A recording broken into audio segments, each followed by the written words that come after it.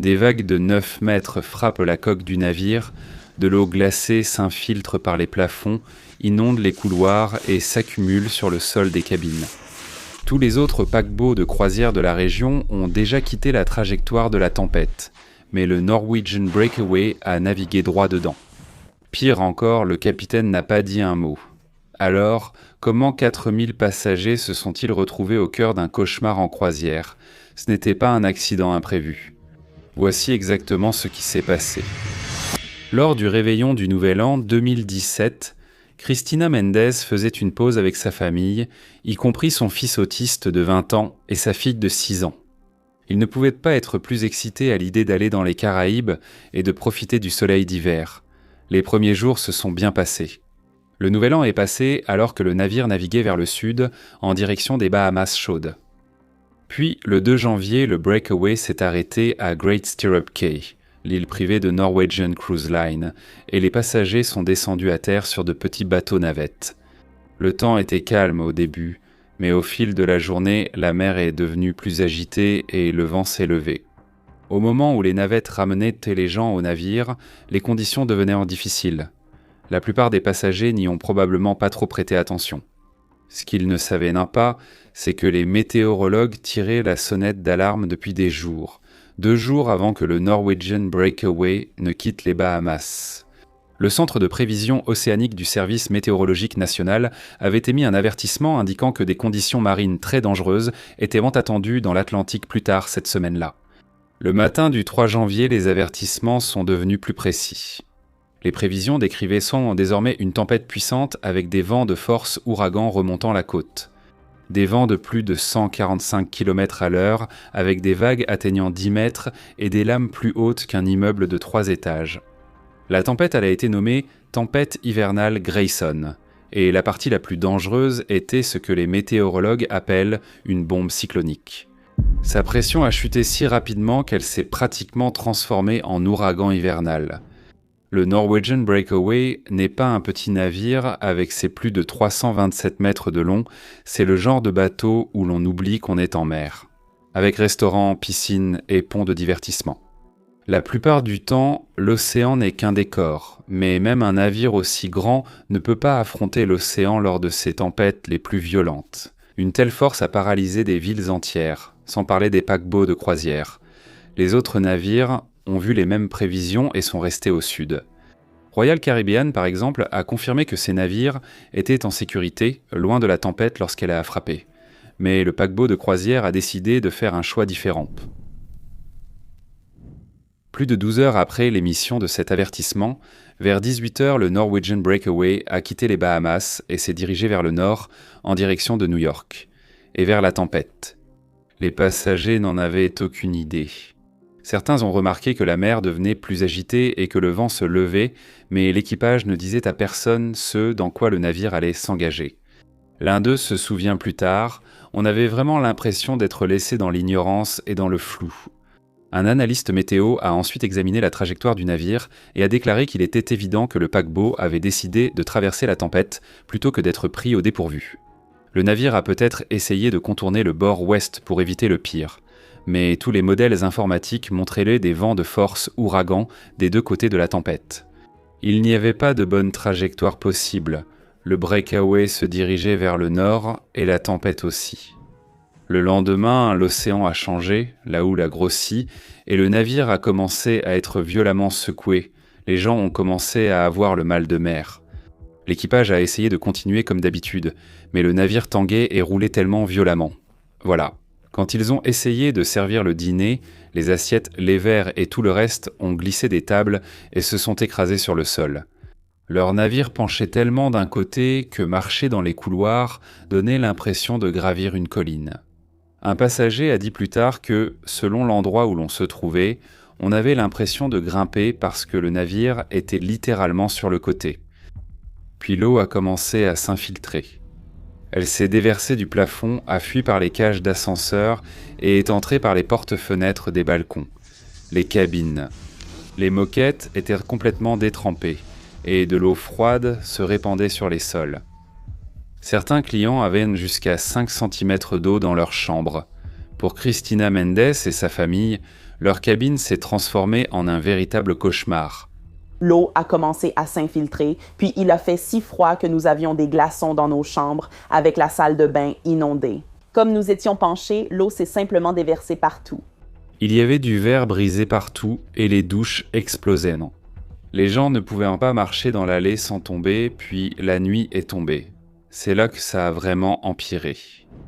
Les passagers étaient été projetés hors de leur lit. Une femme a décrit avoir été lancée à travers sa cabine, quelque part de l'autre côté de la pièce. Atterrissant dans la salle de bain, je me suis relevée, remise au lit et j'ai prié. Voilà ce que j'ai ressenti cette nuit-là. Un autre passager s'est réveillé au son de tout ce qui tombait, des étagères et des verres qui se brisaient eux dans l'obscurité. Mais incroyablement, aucune annonce n'avait été faite alors que la tempête faisait rage et que l'eau s'engouffrait. Le capitaine n'a presque rien dit. Quand il parlait, c'était toujours le même message, encore et encore. Mesdames et messieurs, nous traversons une mer agitée et nous optimisons notre vitesse et notre cap pour minimiser les mouvements du navire. Christina a dit. Le capitaine ne leur disait jamais où ils se trouvaient, à quelle distance de New York ils étaient ou à quelle vitesse ils allaient en. Les mises à jour étaient des sporadiques et vagues. Un invité l'a dit franchement. Le capitaine aurait pu en dire plus, mais répétait « Oh, nous sommes en mer agitée ». Sans blague, c'est le cas. Alors les passagers ont dû se débrouiller par eux-mêmes, et quand ils ont compris, cela les a terrifiés. Beaucoup ont quitté leur cabine pour rejoindre les espaces communs. Des dizaines se sont rassemblés dans l'atrium et ont tenté de dormir sur le sol froid. Certains passagers marchaient dans les couloirs avec des gilets de sauvetage, d'autres dormaient dans les couloirs parce que l'eau avait rendu leurs cabines inhabitables. L'un d'eux a décrit « Les gens dans l'atrium étaient recroquevillés en position fétale avec des couvertures. C'était de la panique pure. Les gens pleuraient pendant que tout le monde vomissait. C'était un cauchemar. Le bateau était tellement incliné que je tremblais. Un autre passager ne pensait pas survivre à la nuit. Je m'accrochais de toutes mes forces. Honnêtement, je n'étais pas sûr qu'on allait passer la nuit. Le bateau était complètement penché. Les vagues atteignaient jusqu'à 9 mètres de haut. Depuis la salle à manger du 2e étage, les passagers pouvaient voir d'énormes vagues grises s'écraser contre la coque. Une caméra à la proue a capturé ce dans quoi le navire s'enfonçait. À un moment donné, le Breakaway a croisé un autre navire norvégien, le Gem, qui allait dans la direction opposée. Alors que la tempête persistait, les enfants ont demandé à leurs parents s'ils allaient mourir. Ils répondaient que tout irait bien, mais en privé, ils n'en étaient pas certains. La tempête a duré environ 2 jours, mais à bord du navire, cela a semblé une éternité. Les enfants de Christina ont vu des choses qu'aucun enfant en croisière ne devrait voir, comme tout le monde malade partout et une dame tombant du plafond. L'équipage a essayé d'aider. Un passager les a félicités pour être restés maîtres d'eux-mêmes, même lorsqu'ils étaient manifestement effrayés eux aussi. Mais le courage affiché par l'équipage ne pouvait pas changer ce qui se passait. 4000 personnes étaient holopiégées sur un navire au milieu d'un ouragan hivernal et personne ne leur avait dit que cela allait arriver. Finalement, la tempête s'est passée et le Breakaway a péniblement mis le cap sur New York. Et lorsqu'il est enfin arrivé au port, le navire racontait sa propre histoire. Une épaisse couche de glace s'était formée sur les flancs de la coque et les canaux de sauvetage étaient endommagés. Les passagers descendèrent du navire en titubant, certains encore sous le choc.